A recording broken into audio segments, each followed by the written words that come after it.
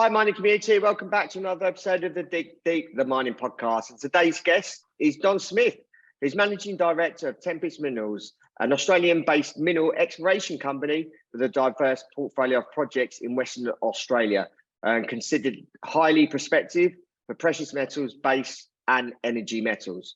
Don is a geologist and an entrepreneur with over 20 years in the mining industry. He's worked in operational, development, exploration and consultant roles for junior miners through to multinational firms spanning over 10 countries and covered numerous commodities, including base and precious metals and energy minerals. He's here today to talk about Tempest Minerals and how the Western Australian mining industry, what's happening there, and many other things. So that's welcome Don to the podcast. How you doing, Don? Yeah, good. Thanks, Rob. Great to be here. Yeah, appreciate your time. As an avid listener, wondered if you can just tell us a little bit about your background, about your career. As I mentioned, you've been in the industry for 20 years. Wonder if you can just run us through your career up to present day. Sure thing. Well, I'm actually, my bio is probably a little bit modest in terms of my exposure to the mining industry. I've been in it my entire life. So I guess, you know, we should be saying 40 plus years. But yeah, I mean, I actually grew up in mining. My parents were explorers and mine developers. So I literally grew up on mines. And when I finished high school and decided to go study, I had zero interest in entering the mining industry, believe it or not. I actually enrolled to study languages. And then I went to university, and the geology open day sold me, so I changed there and then and never looked back, and haven't regretted it a minute either. So yeah, after uni, I worked in New South Wales extensively in base metals across Western New South Wales. And then I came over to WA and did the feasibility study for a major base metal project here. And then I went overseas for best part of 10 years. I worked in Europe, all through Asia and the Middle East. And more recently, I've been building my own companies, and my last project was in the US it was 2017's most successful IPO, Alderon Resources. And since then, I come back to Australia and started a few companies, including what is now Tempest. Yeah. So I know you're pretty busy, and we'll speak about some of the other companies that you're involved in as we move through the podcast. Sure. But wonder if you can give us an overview of Tempest Minerals. All right. So Tempest is, as you mentioned earlier, a multi-commodity explorer. We listed in 2017 as a pure lithium company. And a few years ago, the board wanted to diversify the portfolio a little bit, and we took on a suite of projects here in WA looking for gold and base metals and other things. And that's when I joined. And yeah, we've been heavily at it. We've got our two main projects are in Yalgoo, which is about 5 hours north of Perth, Mount Magnet, which is a little bit further north than there, or northeast of there. And we've also got a number of lithium projects. And we've actually just announced in the last week or so that we're going to be divesting those lithium projects into a new IPO called Electra Minerals, which will be combined with some other lithium projects, including one in Nevada.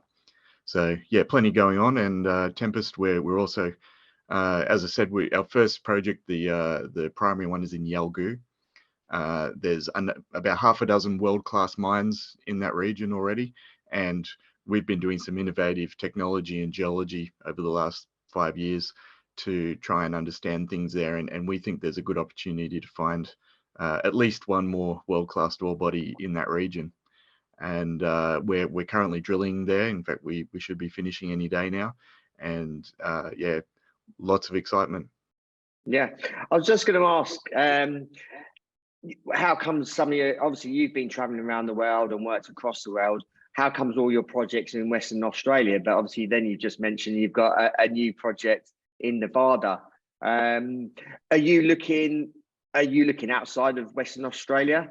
Obviously you've got the project in Nevada now, but are you trying to focus in Western Australia, or are you looking overseas? No, look, certainly, well, the short answer is I personally am always looking worldwide. Tempest also, we're open-minded to projects anywhere, but they have to be, it's about the quality of the project. So Tempest until 2020 had projects in the US and in Africa. And we still have commercial exposure to those. We've also invested in $1 million in a new mine development, or it's a historic mine, but the new redevelopment of a mine in Papua New Guinea. And yeah, we're looking forward, we're pretty excited about where that's headed as well. Yeah, obviously with all the projects you're involved in, I wondered if we could pick one that we can sort of dig deep more into and tell us a little bit more about that. Sure, Matt. Yeah, well, Yalgoo I mentioned before, that's probably the one to talk about. It's a huge landholding. It's close to 900 square kilometers. And I guess the exciting thing there is that I mentioned there's a number of large mines there already, but they were plus or minus discovered decades ago, and the geological thinking in that region sort of stagnated a little bit. It's what we call the forgotten gold field in Western Australia. So it was one of the first places that gold was discovered, yet there's only been small phases where it's been of interest for people to do exploration. And when we went up there, it's got great infrastructure, power, water, rail, telecoms. We said, wow, what a great place to do work. And what we discovered after working on there very briefly is that it's highly underexplored.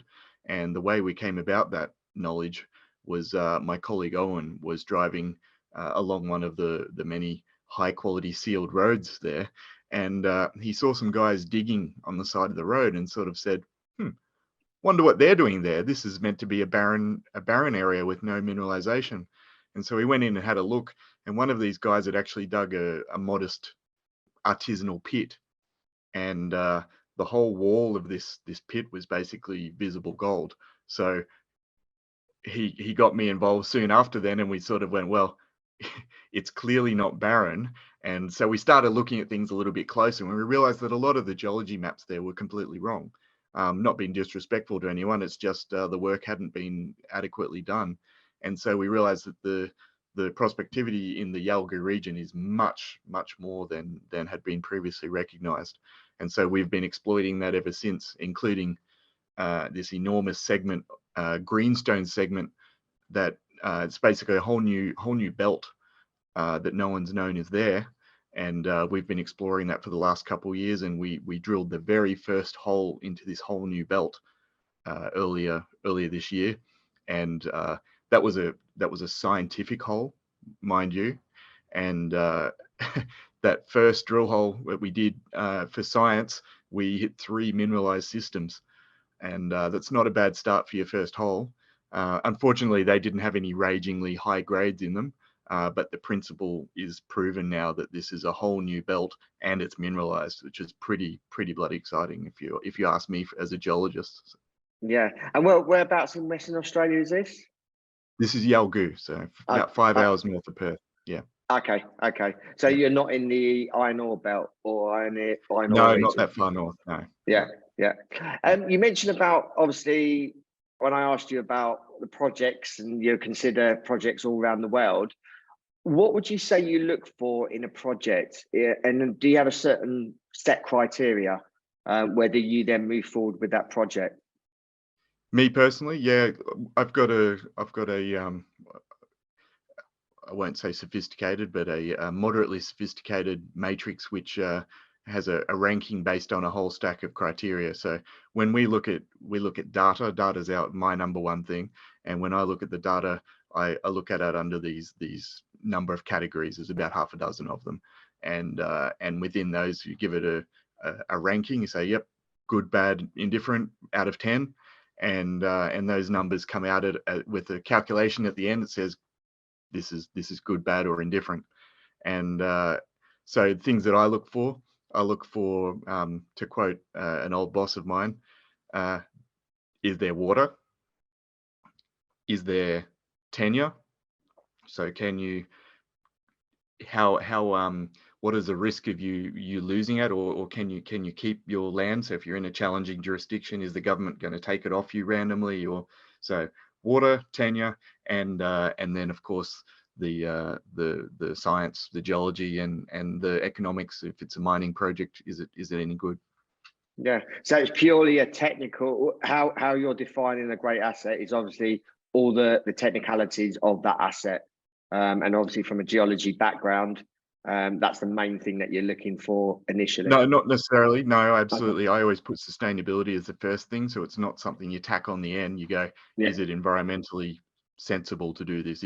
Does it make sense in terms of social, all these kinds of, whole bunch. But the technical obviously makes a big point. You as someone said at the iMark concert recently, it's nice to be green or pink or whatever color you want to be, but in order to do that, you still need to be in the black. And that goes for projects. They have to be commercially sensible as well. Yeah. Is there any projects that you haven't taken on for whatever reason because of the technicalities were brilliant, absolutely brilliant, but you haven't taken on because of other reasons? And what Absolutely. were those reasons? Usually those are the three Okay. things I mentioned. Can you get water? Can you keep the license, whether that's tenure or title or social or anything like that, and and other reasons as well. Is that more for overseas projects or that you're referring On to, like Australia the too. tenure and Australia. Australia too? Yeah. Okay. You also obviously you're involved in many other companies. I wonder if you can give us an overview of all those other companies that you're involved in. Sure. I'll chuck a couple in there. First, of course, we've got the new IPO called Electra. It's going to be a lithium focused explorer. It's a new one off the rank, and we're pretty excited to get that going. Hopefully, that can be listed by Q1 next year, plus or minus. We also have another IPO we're working on. It's called Abata Resources, and that's another one that we have a stable of projects that come out of a generator that we work on, and that's uses that model I mentioned before with the data analysis. And this was one that came out of that, and it's in the Laverton region. It's got a similar to our Tempest Yalgoo. It's a belt scale project and has ridiculous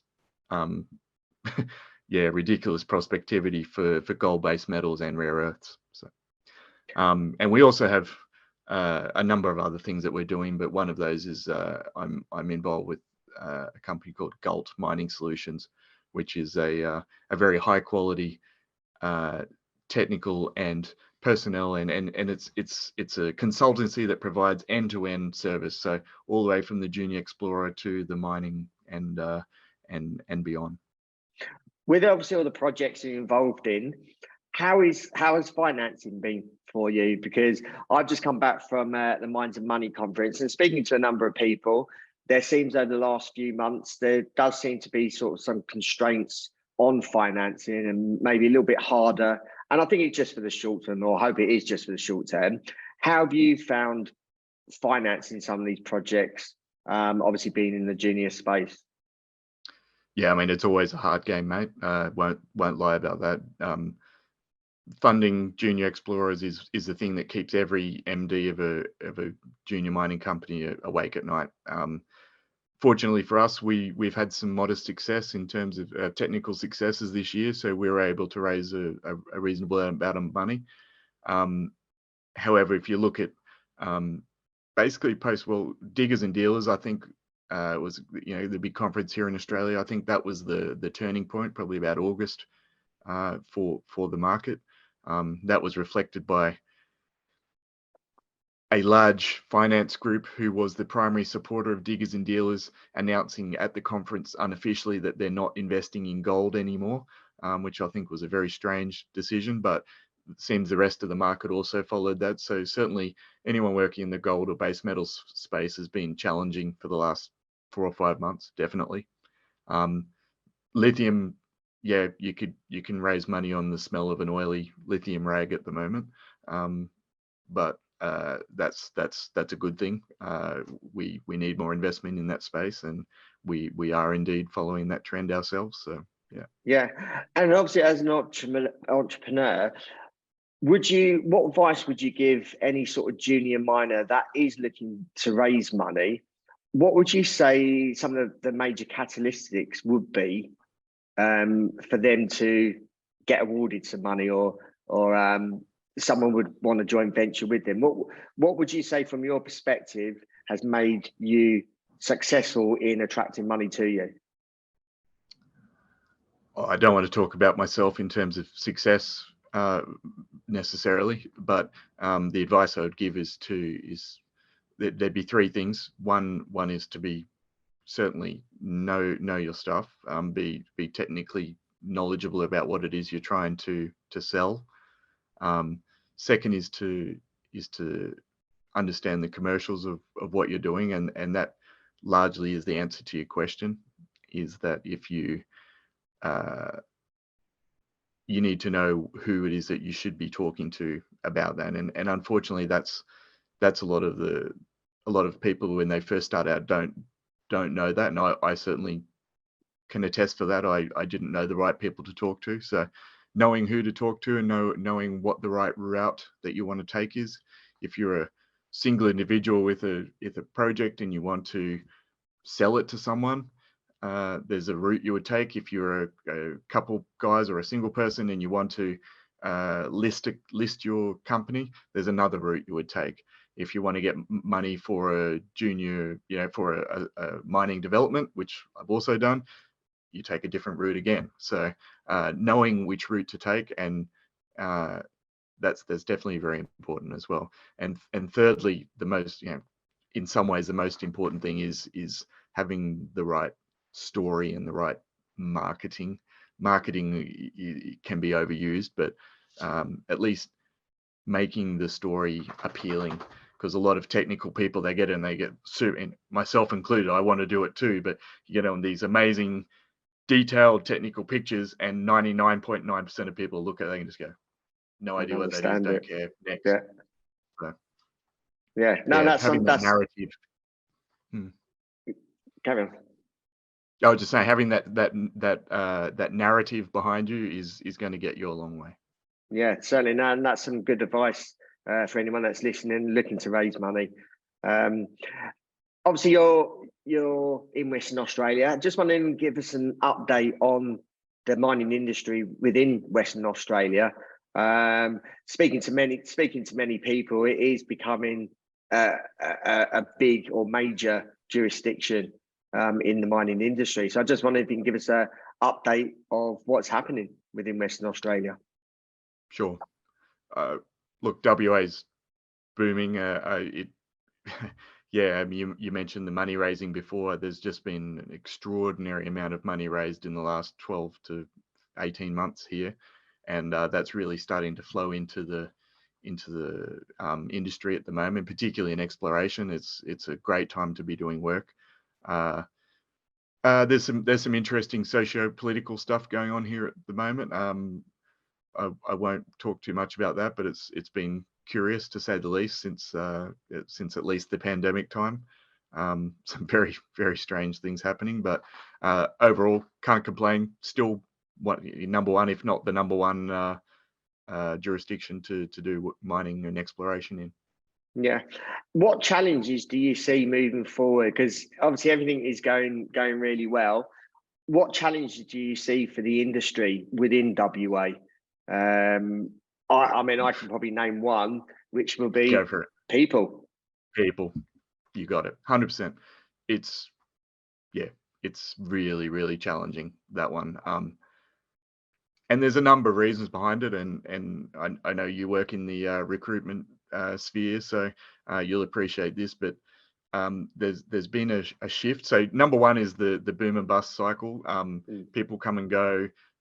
Two is there's just a shortage of people in Western Australia in general, and in Australia in general.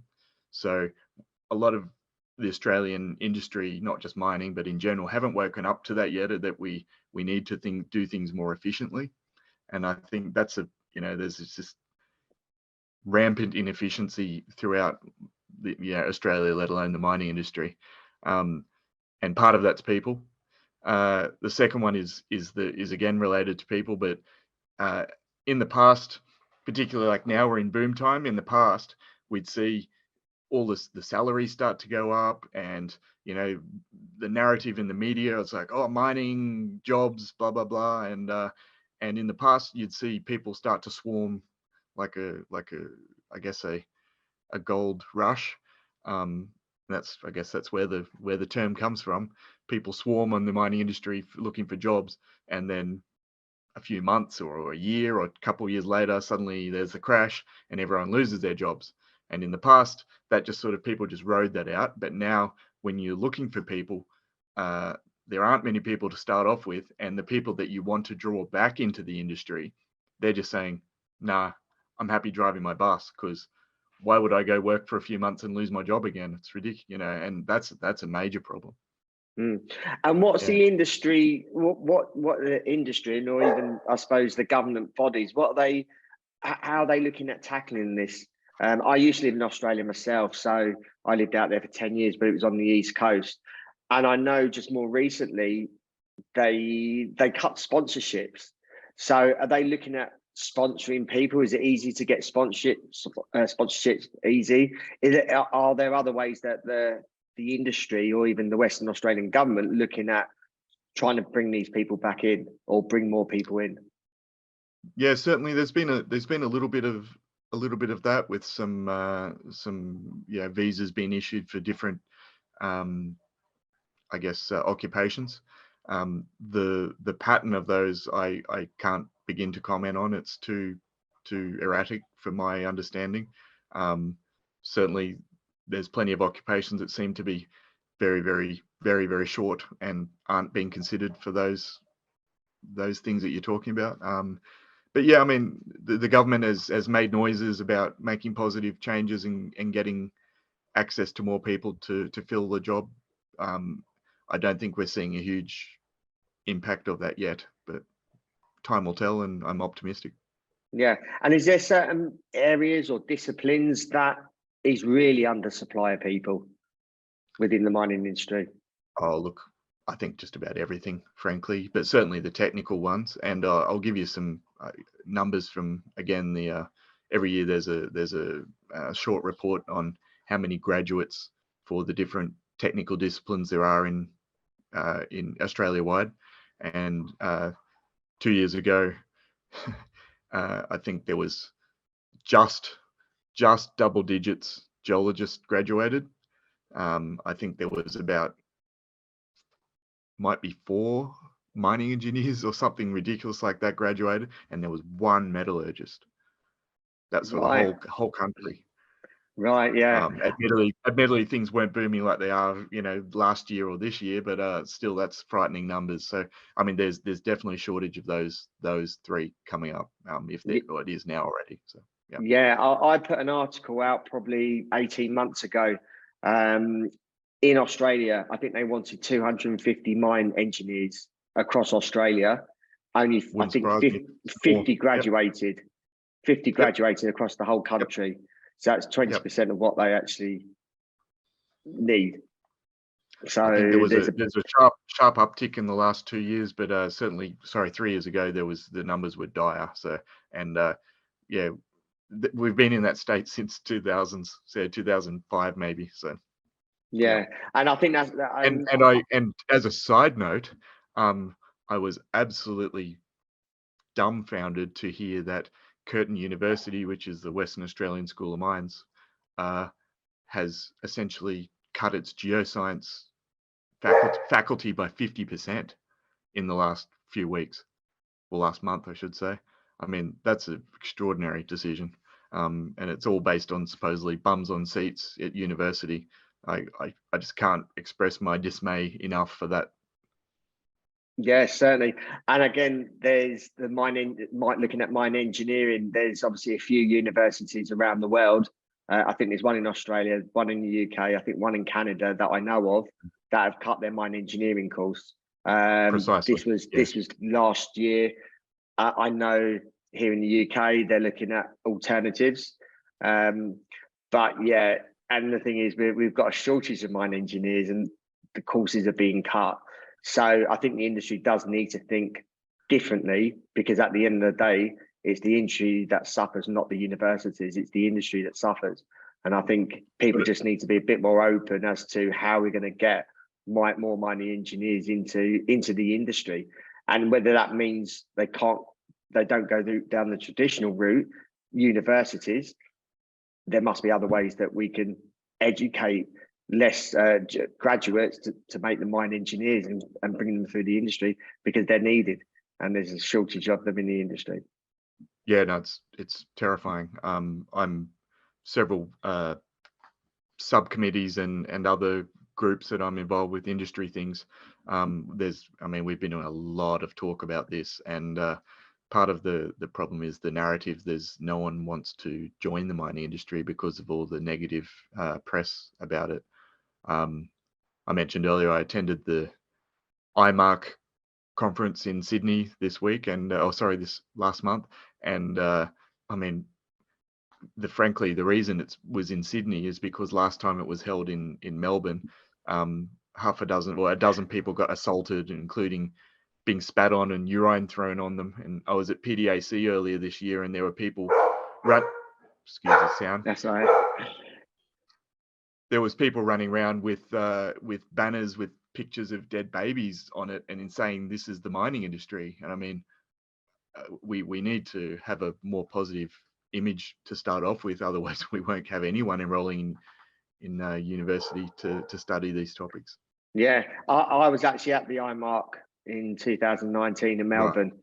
So I did experience it, although I didn't get anything. I wasn't brave enough to walk right through the crowds. I had to find a back door to get into the conference, but I know exactly what you mean. So again, it's the whole branding issue, which I've spoken to many people on here. Something that we're not doing well, and there's a very active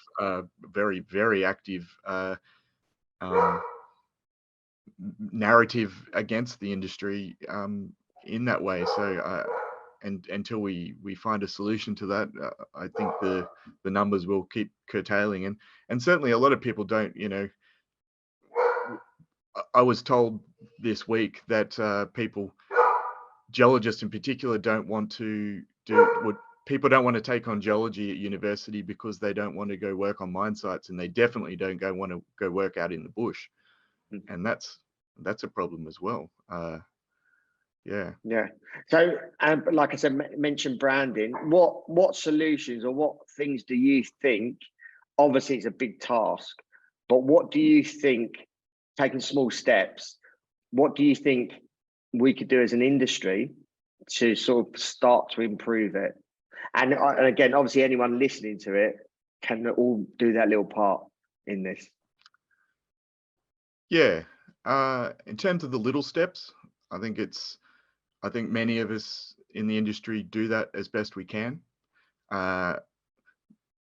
Me personally, my favorite little quip to bring out, if I mention I work in mining and someone's anti-mining that I'm talking to, I'm always quick to point out that everything in the room, and particularly when they pull out their mobile phone, I like to talk about the composition of that, and the car they drove in, or something like that. And I think if we, as a society in general, understood how incredibly critical mining industry is to our survival, frankly, otherwise we'd be in the Stone Age again, in living in caves. That's a fact. So all the modern stuff we have and the quality of life we enjoy is because of a couple things: mining and agriculture and mining. So yeah, I think maybe some education on that. General education and science is probably a good thing for a lot of people as well.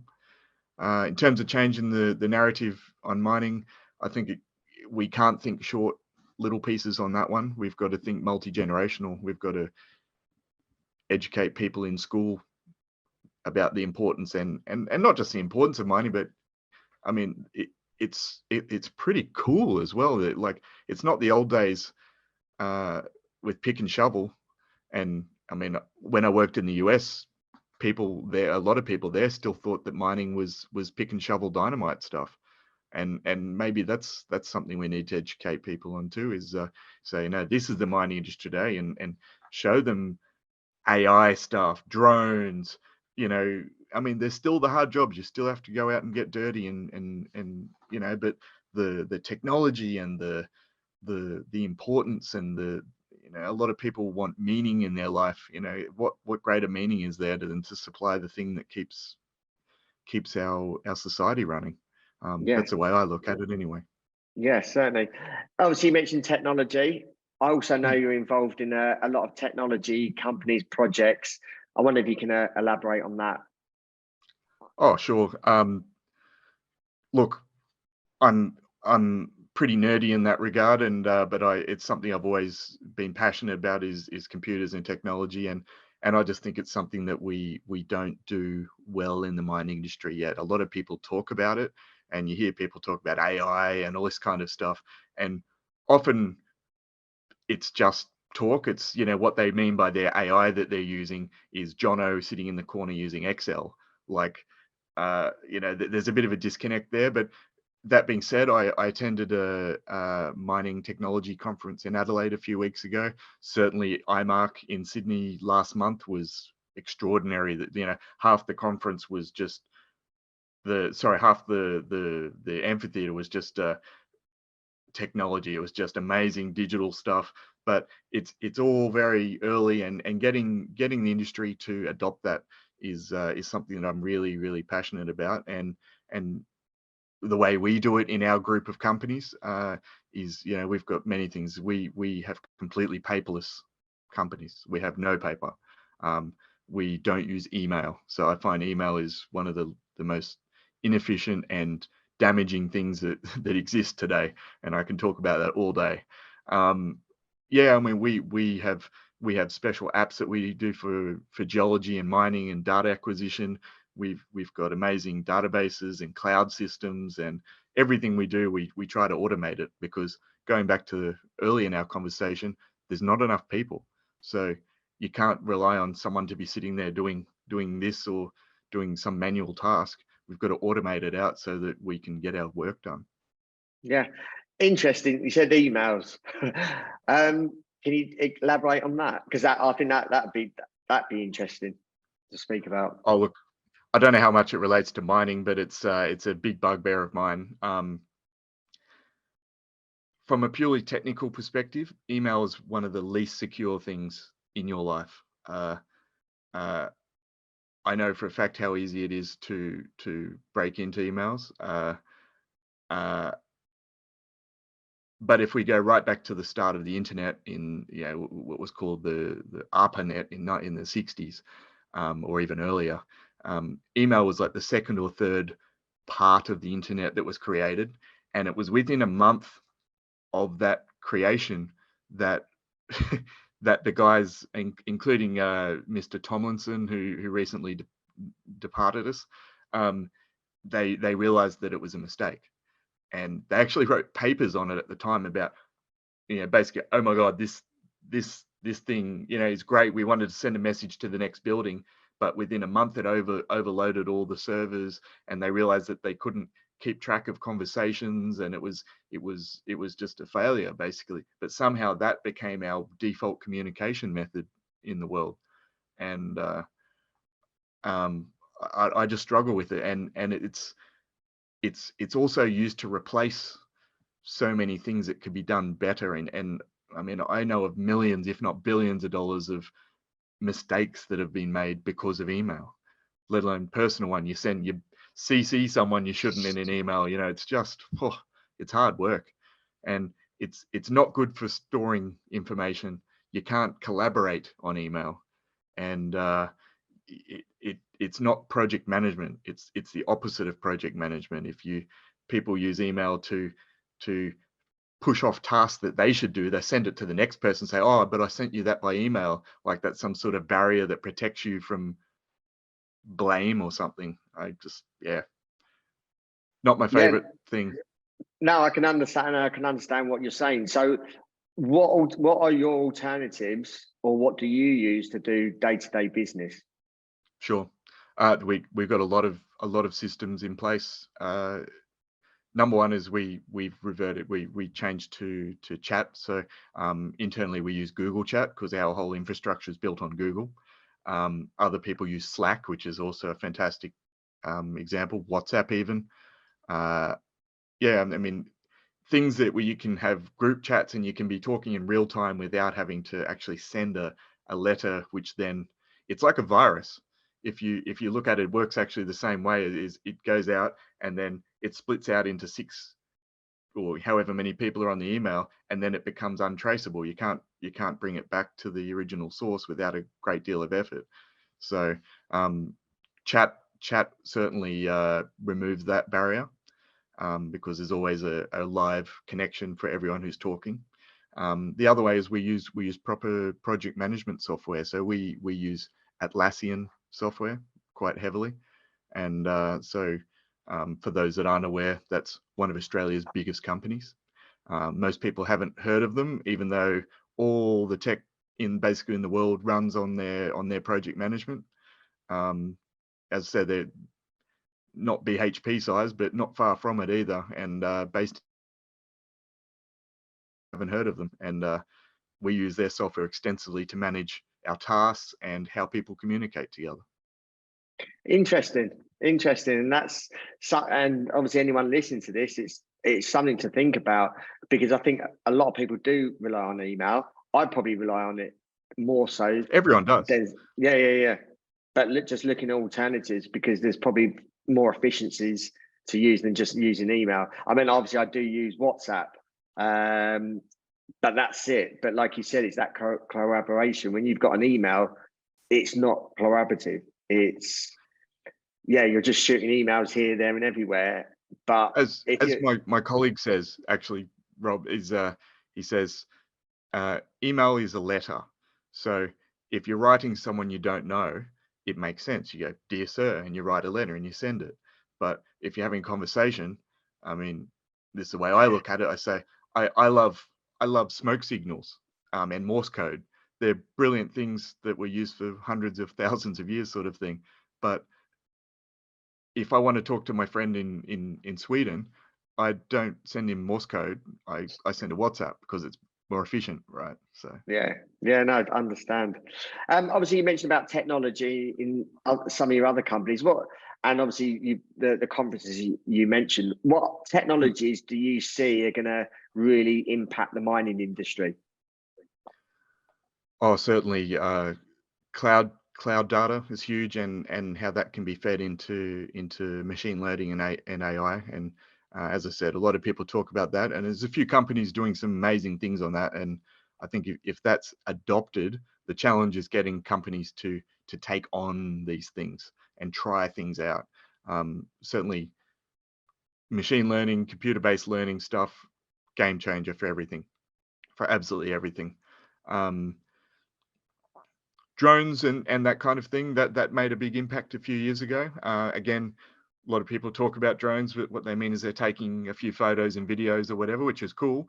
But for example, we use them when we use them to do photogrammetry and 3D rendering, very accurate, centimeter accurate stuff on all the projects we work on as we're working in the field. So yeah, I mean, there's so many applications of technology out there right now. Wearables, saw a great presentation on that recently by a company called Canaria, and they've got this little thing there, tells how, it's like a Fitbit or a smartwatch. It says how well you're doing today, how healthy, are you getting sleepy, all those kinds of things. Says where you are. Just so many of these things could be used really well in the industry, and I hope we head that direction more quickly. Yeah. And is there anything that isn't in the industry that you would like to see?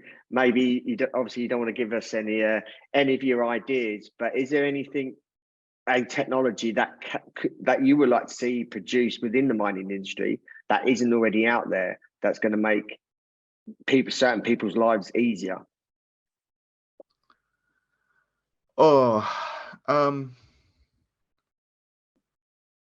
Technology itself, maybe I can't think of anything off the top of my head, but maybe the attitude or the concept is, I think the days of, okay, sure, you might have some really proprietary data or something that you're doing, but I think a lot of the stuff we do is shared across most companies, procedures and even the way we just work with data, and um, there's still this reluctance to make that open and share what it is that you've done. And so um, what you find in exploration particularly, you'll have 100, just say you've got a box 100 square kilometers or whatever, you might have 20 companies in it, and all those 20 companies are doing exactly the same thing, uh, slightly different.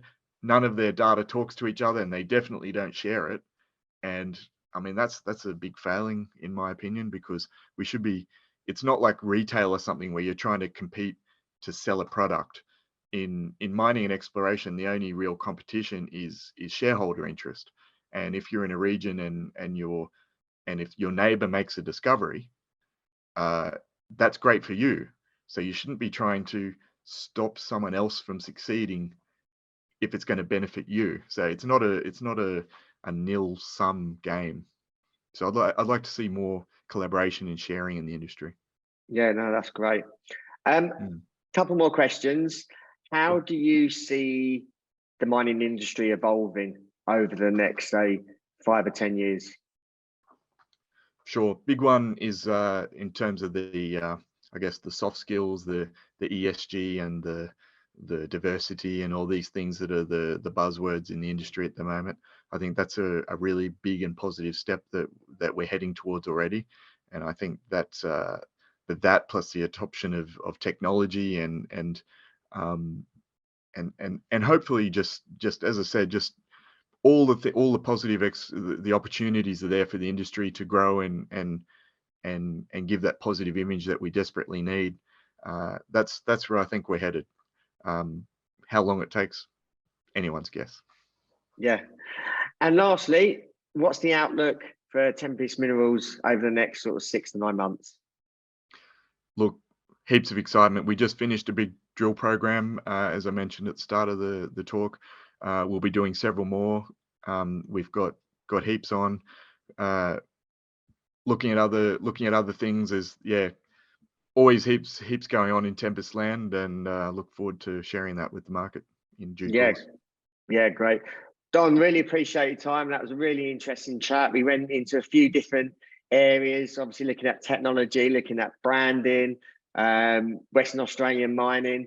So we covered a lot of different things, and there's certainly lots of bits that our audience hopefully can take something from and maybe implement it in their day-to-day activities, and even looking at a bit further afield, looking at more strategic options for whatever they're doing. If our audience wants to reach out to you, if they've got any questions, how can they go about doing that? I take it across certain social media platforms. How can people get in contact with you? Sure. If it's me specifically, I'm on all social media platforms. I'm not the biggest user of them. I prefer to get things done than talk on social media. But if it's regarding the companies, also Tempest, you can visit tempestminerals.com or any of our social media offerings. Okay, great. That really appreciate your time again. Likewise. All the best for 2023. If anyone that's listening, appreciate your continued support. Great episode for you to share amongst people in the mining industry, and even probably people outside of the mining industry who may want to know a little bit about our industry. And obviously we mentioned about branding, and it needs to we need to educate the people that are not in the mining industry also. So I appreciate if you can share this episode with everyone that you know in the mining industry or out of the mining industry, and so everyone can get educated in one way or another. So until next time, happy mining.